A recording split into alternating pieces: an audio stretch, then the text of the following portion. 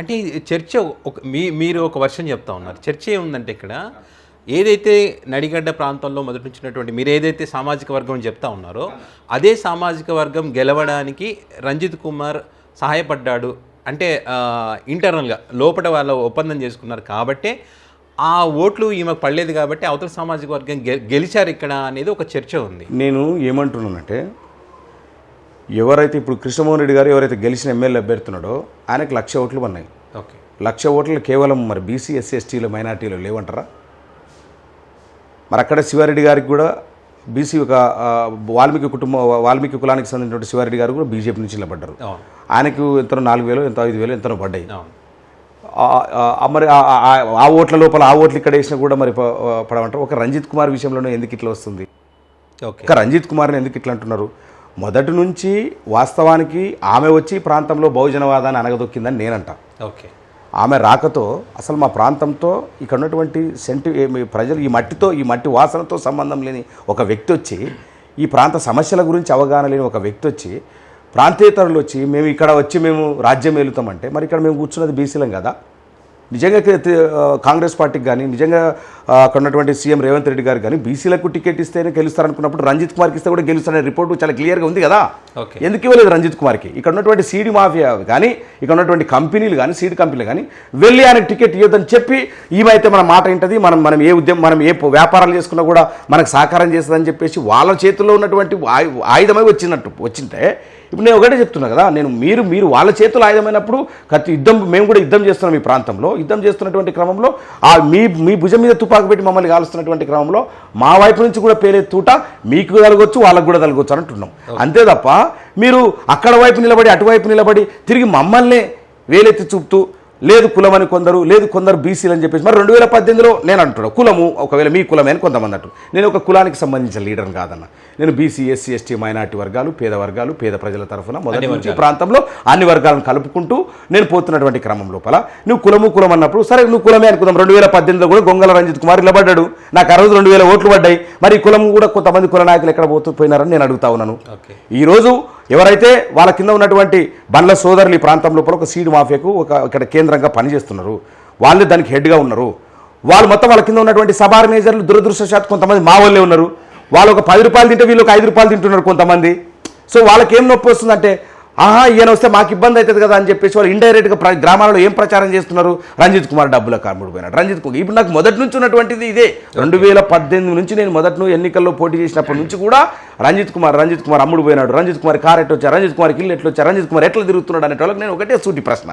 గొంగళ రంజిత్ కుమార్ అనే వ్యక్తి మొదటి నుంచి కూడా ఏమి తిండికి లేని వ్యక్తి అయితే కాదు. దేవుని దయ వలనో మా తల్లిదండ్రుల దయ వలనో నాకు కనీసం కట్టుకోవడానికి బట్ట ఉన్నటువంటి శక్తి ఉంది, తినడానికి తిండి ఉండే శక్తి ఉన్నది. 2018 కంటే ముందే నాకు పొలం ఉంది, 2018 కంటే ముందే నాకు ఇల్లు ఉంది. అంటే మొదటిసారి ఎమ్మెల్యేగా నిలబడక ముందే 2018 ముందే నాకు కారు ఉంది, నాకు హోటల్ ఉంది, నాకు స్కూల్ ఉంది. కానీ ఈరోజు 2024లో నాకున్నటువంటి 40 ఎకరాల పొలం నేను నా మిత్రుడు బుచ్చిబాబు గారు కలిసి చేసుకున్నటువంటి 40 ఎకరాలు మేము వ్యాపారం చేసుకుంటూ రియల్ ఎస్టేట్ వ్యాపారం చేసుకుంటూ కొనుక్కున్న భూమి ఈరోజు లేదు. ఓకే, ఆ రోజు ఉన్నటువంటి మా స్కూల్ లేదు, ఈరోజు లేదు. ఆ రోజు ఉన్నటువంటి హోటల్ ఈరోజు లేదు. అంటే మేము పోగొట్టుకుంటూ వస్తున్నామా కూడగట్టుకుంటూ వస్తున్నామా అది ఎవరు తెలుస్తలేదు. ఎక్కడ ఏమాత్రం అవగాహన లేని వాళ్ళు ఏమాత్రం అవాకులు చెప్పు అంటే నేను ఏమంటున్నా అంటే మళ్ళీ ఎవడైతే అక్కడక్కడక్కడ రచ్చబండల కాడ కూర్చొని వాళ్ళ కింద ఆ సీడ్ మాఫియా కింద ఉన్నటువంటి కొంతమంది వాళ్ళ యొక్క మోచేతి నీళ్లు తాగుతూ కొంతమంది బ్రోకర్లుగా పనిచేస్తుంటే కొంతమంది ఏమంటున్నారంటే ఇలాంటి ప్రచారాలు చేస్తున్నారు. మొదటగా వాళ్ళకి నేను సూటి ప్రశ్న, నువ్వు 10,000 లేకుండా నువ్వు ఓట్లు వేయించినావా? నువ్వు 500 తీసుకోకుండా నువ్వు ఓటేసినావా? నువ్వు క్వార్టర్ రాకుండా నువ్వు ఓటేసినావా? వాడు 50,000 తెచ్చిస్తే నువ్వు ఇంట్లో 20,000 పెట్టుకొని 30,000 కింద కార్యకర్తలకు మంచి తిన్న నీవు నన్ను అడిగితే నేను నీకు సమాధానం చెప్పలేను. ఓకే, దాని గురించి నేను ఒకటి అడుగుతున్నాను. ఎవరు అడగాలంటే నీతిగా నిజాయితీని అడిగితే ఇంకా 1 గంట అయినా 2 గంటలైనా వాళ్ళకి సమాధానం చెప్పే శక్తి సామర్థ్యం ఉన్నది. మీరు గమనించండి, ఎన్నికలు అయిపోయిన తర్వాత నేను చాలా స్ట్రాంగ్గా కౌంటర్ చేయడం జరిగింది. ఎవరైనా మీకు దమ్ముంటే ధైర్యం ఉంటే మగాడైతే నిరూపించండి అని ఆ రోజు ఏం స్టేట్మెంట్ ఇచ్చినాను ఇప్పటికి అదే స్టేట్మెంట్ మీదనే స్టాండ్ అయినా. కానీ వీళ్ళు కుట్రలు కుతంత్రాలు ఉద్దేశపూర్వకంగా రంజిత్ కుమార్ పోయిండు అని మరి ఒకటే అడుగుతా ఉన్నాను నేను. ఆ రోజు నిలబడినటువంటి బీసీ క్యాండిడేట్ ఎక్కడో ఉన్నటువంటి సమరసింహారెడ్డి కాలు పోయి ముక్తుంది. ఎక్కడో 30 ఏళ్ల క్రితం వదిలిపోయినటువంటి బంగ్లా కృష్ణారెడ్డి బంగ్లాకు సంబంధించినటువంటి వాళ్ళ వెంకటరాజారెడ్డి అని చెప్పేసి వాళ్ళ ఇల్లు అడ్రస్ తెలిస్తే పోయి కాలు ముక్తుంది. ఒకవేళ అనుకుందాం ఎక్కడో ఉన్నటువంటి గ్రామాల్లో ఉన్నటువంటి ఆధిపత్య వర్గాలని ఫ్యూడల్ భావాలు ఉన్న వాళ్ళని, రైతులని, బీసీఎస్సీ మైనార్టీ వర్గాలను అనగదొక్కుతున్నటువంటి వర్గాలు పోయి ఇంటికి పోయి కాళ్ళు మొక్కుతారు, కూర్చుంటారు, టీ తాతరు వస్తారు. మరి రంజిత్ కుమార్ అడ్రస్ నీకు తెలియదా? రంజిత్ కుమార్ ఉన్న ఇల్లు అడ్రస్ నీకు తెలియదా? నువ్వు ఎందుకు రాలేదని నేను అడుగుతా ఉన్నాను. నువ్వు ఎందుకు అడగలేదని నేను అంటున్నాను. అంటే ఒక ఈగో, అంటే నేను ఈగో అంటే నువ్వు వచ్చి అడిగినా తర్వాత విషయం అను. కనీసం నేను అడుగుతున్నాను ఎందుకోసం అంటే గ్రామాల లోపల ఒక సర్పంచ్కు పోటీ చేస్తాం. ఇంట్లో ఉన్నటువంటి కొడుకు పోయి అడిగితే కూడా ఏమంటారు, ఏమరా నువ్వు నిలబడింది సర్పంచ్కు పోటీ, మీ నాయన అన్నారా? మీ నాయన వచ్చి అడగ మనిషే అంటారు మన భాషలో, పల్లెటూరు భాషలో. అట్లాంటిది ఎవరు రాకుండా, ఎవరు అడగకుండా నాకు చేయలేదు అంటే ఆయన వాళ్ళ ఉద్దేశం ఏమున్నది? రంజిత్ కుమార్ వస్తే, గొంగల రంజిత్ కుమార్ వస్తే సీట్ ఎక్కడ వేయాలి అనుకున్నారు. ఓకే, రంజిత్ కుమార్ వస్తే ఇక సీట్ మేము కూర్చుంటాం, మరి ఆయనకు ఎక్కడ సీట్ వేయాలనుకున్నారు. కానీ ఈరోజు రంజిత్ కుమార్ని రాకుండా మీరు అనేక కుతంత్రాలు చేస్తే ఈరోజు వచ్చినటువంటి అవతల ఎమ్మెల్యే గెలిచినటువంటి వ్యక్తి నువ్వు కూర్చున్నటువంటి సీటు పైన లేచి గుంజి పాడేసి ఆయన కూర్చున్నాడు. మీరు గమనించండి ఒకసారి. ఎంపీ ఎలక్షన్స్ అప్పుడు అడ్డుకున్నారు. ఎమ్మెల్యేలు ఏం తెలివిగా అక్కడ ఉన్నటువంటి ఎవరైతే ఆ రోజు ఉన్నటువంటి క్యాండిడేట్ భర్త ఎవరైతే ఉన్నారో, కాంగ్రెస్ పార్టీ నుంచి నిలబడినటువంటి క్యాండిడేట్ భర్త మిమ్మల్ని అంటున్నాడు రంజిత్ రాలేదని, మిమ్మల్ని అంటున్నాడు రంజిత్ రాలేదు, ఇంకో XYZ దగ్గర పోతున్నాడు రంజిత్ రాలేదు. కానీ రంజిత్కి అడుగుతలేడు, నేను అడుగుతా ఉన్నాను. అంటే అడిగింటే చేస్తుంటివి అంటే ఆ రోజు నా డిమాండ్లు వేరే.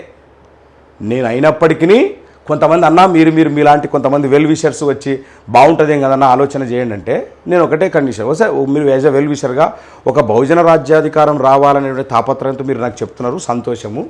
నేను అక్కడ ఉన్నటువంటి ఒక సీడ్ మాఫియాని నడిపిస్తున్నటువంటి ఇద్దరు వ్యక్తులు ఉన్నారు, వాళ్ళే అంతా నడిపిస్తున్నారు. వాళ్ళిద్దరు పక్కకుంటే నేను అన్కండిషనల్గా నేను మద్దతు తెలుపుతాను చెప్పిన, దాన్ని కూడా చెప్పిన. ఓకే, నేను ఎట్లా వాళ్ళు ఏమనుకున్నట్టు వాళ్ళు ఉంటేనే మాకు ఓట్లు పడతాయి అనుకున్నారు, వాళ్ళే మాకు ఓట్లు వేస్తారు అనుకున్నారు. రంజిత్ కుమార్ అనే వ్యక్తి రావద్దు, వస్తే మళ్ళీ ఇంకో ఆల్టర్నేటివ్ లీడర్షిప్గా ఎదుగుతాడు కాబట్టి మళ్ళీ మా కులం నుంచి వస్తే మళ్ళీ మాకు ఒక పోటీగా ఎదుగుతాడు అనేటువంటి కుట్ర వాళ్ళకి ఇంటర్నల్గా ఉంది కాబట్టి పిలవలేదు. అది సామాన్య జనాలకు తెలియకుండా రంజిత్ని మేము పిలిచినాము, రాలేదు. రంజిత్ని 5 కోట్లని, రంజిత్ 10 కోట్లని, నిజంగా 5 కోట్లకో 10 కోట్లకో రంజిత్ కుమార్ పోతే అదే ఆనాడు ఉన్నటువంటి ఈ రోజు ఉన్నటువంటి ముఖ్యమంత్రి గారు రేవంత్ రెడ్డి గారు ఆనాడు సోదరుడు, ఆ రోజు వాళ్ళ సోదరుడే స్వయాన ఫోన్ చేసి అదే డబ్బులు ఇస్తామన్నా, అదే పదవి ఇస్తామన్నా నేను ఎందుకు పోలేదు? నిజంగా డబ్బులకే పదవులకి అమ్ముడు పోతాడు ఉంటే, పోయే వ్యక్తి ఉంటే అరే పోతే నాకు అదే డబ్బులు వస్తాయని చెప్పేసి వీళ్ళ దగ్గర తీసుకోవాల్సిన అవసరమే ఉంది. వీళ్ళు 5 అంటే వాళ్ళు ఇంకా అంతకు మించి అన్నారు కదా. అది నేను మీ ప్రజల ముందు చెప్పదలుచుకున్నా. ఇవన్నీ అవాస్తవాలు మొదటి నుంచి. నేను ఎందుకోసం అంటే నా మీద మొట్టమొదటి నుంచి ఇట్లాంటి ఎవడైతే 4 దొంగల మధ్య ఒకడు మంచోడు ఉంటే ఆ 4 కలిసి ఈ మంచోని వ్యక్తి మీదనే దొంగ అనేటువంటిది రాయేసే పని చేస్తూ ఉన్నారు గద్వాల నియోజకవర్గంలో. ఎవడైతే గట్టిగా నిలబడి పోరాడుతున్నాడో, ఎవడైతే వాదం మీద నిలబడుతున్నాడో, ఎవరి వల్ల అయితే ఆ 4 దొంగలకు ఇబ్బంది అవుతుందో ఆ 4 దొంగలు కలిసి నా మీద చేస్తున్నటువంటి కుట్రే ఇదంతా. దాంతోపాటు నేను ఏం చెప్తున్నా అంటే దాంతోపాటు మా దగ్గర ఉన్నటువంటి అన్ని కులాలు ఉన్నారు, బీసీ ఎస్సీ ఎస్టీ మైనార్టీ వర్గాలు ఉన్నారు, అన్ని కులాలు ఉన్నారు.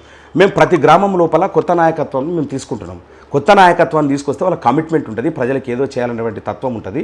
మీరు డబ్బు తీసుకోకుండా పని చేయండి, మీరు డబ్బు లేకుండా మీరు గెలుస్తారు, అప్పుడే ప్రజలకు మేలు జరుగుతుందని చెప్పేసి మేము 10 సంవత్సరాల నుంచి నిత్య ప్రక్రియగా జరుగుతున్నటువంటి పరిస్థితుల్లో ఒకసారి ఆమెకు టికెట్ వచ్చేసరికి సీసా కొత్తదే, సారా మాత్రం పాతదే. అక్కడ నాయకత్వం ఇక్కడ వస్తున్నారు, ఇక్కడ నాయకత్వం అక్కడ పోతున్నారు. మీరు బాగా చూడండి, DKR నగర్ తప్ప DKR నగర్ కింద ఉన్నటువంటి మిగతా మొత్తం అంతా కూడా వచ్చేసి ఆ మేడం వదిలి ఈ మేడం దగ్గరకు వచ్చారు అంతే. అంతకుమించి ఇంకేం తేడా లేదు. మేడం మారింది, మేడం మాత్రమే మారింది, మిగతా నాయకత్వం అదే. ఒకసారి మొన్నటి దాకా వీళ్ళంతా రాలేదు రంజిత్ కుమార్ అని ఇప్పుడు మొన్నటి దాకా మేము బీసీ ఫీలింగ్తో వచ్చినామని ఎదలించుకొని తిరిగిన నాయకులు ఈరోజు కృష్ణమోహన్ రెడ్డి గారు కాంగ్రెస్ పార్టీలోకి వస్తారు కదా. ఈరోజు సరిత దగ్గర ఉన్నటువంటి అదే బీసీ నాయకులు, అదే కుల నాయకులు అందరు పోయి మళ్ళీ కృష్ణమోహన్ రెడ్డికి సలాం కొడుతున్నారు. ఎవరికి వాదం ఉన్నట్లు? మీరా నన్ననేది, మీరా నాతో మాట్లాడేది? దీనికి సమాధానం చెప్పాడంటే ఒకటి సమాధానం చెప్పాడు. గాలి మాటలు, ఎవడో గాలి మాటలు మాట్లాడుతున్నాడు, ఆధారం లేని మాటలు మాట్లాడుతున్నాడు. అందరికీ సమాధానం చెప్పాల్సిన అవసరం లేదు. కానీ ఎందుకోసం అంటే మీ ద్వారా, మీ మీడియా ద్వారా, మీ ఛానల్ ద్వారా ప్రజలకు అందరికీ ఒకటే విజ్ఞప్తి చేస్తున్నారు. ప్రజల కోసం పనిచేసుకుంటూ పోతున్నటువంటి క్రమంలో అనేక అవాకులు చెవాకులు పేలుతుంటారు. నన్ను విమర్శించేవారు ఒకరే, ఆర్గనైజర్లు, సబ్ ఆర్గనైజర్లు, ఒక ప్రత్యేకించి పెత్తందారి వ్యవస్థతో ఇక్కడ ఉన్నటువంటి ఫీడల్ భావజలం ఉన్నటువంటి వర్గం వారు. వీళ్ళు తప్ప మిగతా ప్రజలు సామాన్యులు నన్ను అనుమానం పడట్లేదు. ఎందుకోసం అంటే దోచుకునేటువంటి వాళ్ళు. రంజిత్ కుమార్ వస్తే మాకు అవకాశం లేదు అని బాధపడే వాళ్ళు మాత్రమే నా మీద అవాకులు చెవాకులు పేలుతున్నారు తప్ప సామాన్యులు అయితే కాదు అనేది నా ప్రగాఢ.